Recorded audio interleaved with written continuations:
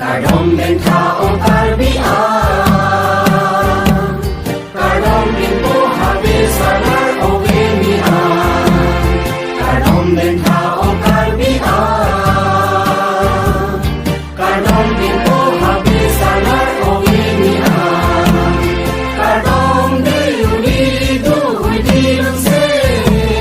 kadom de unido huidilun se, lun se pi benung besar poan, kadom den tao kalbia, kadom din po habis salar o genia. Habis din po salar pancoy non po hocoy icoy masapi hemalipian nansing ng sangkep sang kumbanta umang lamang sa lantian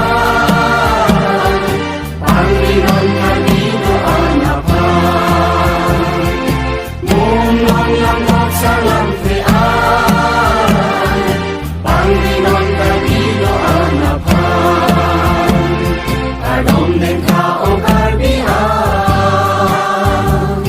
kadom din po habis salar o genia lunsig iunido huidian cewa non censo centidoan lunsig iunidoan ini induk non kiri sai non kang deng langki inhuna sai nanti sai non kang deng langki inhuna sai nanti kadom deng tao kalbia kadom din po habis salar o genia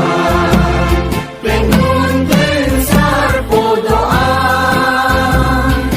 cewa non cemburu balong kali anglong jadi anglong mangon pinikir jalonan o kalong ipikar bilang ni hamon pininik pininggi o kalong ipikar bilang ni hamon pininik pininggi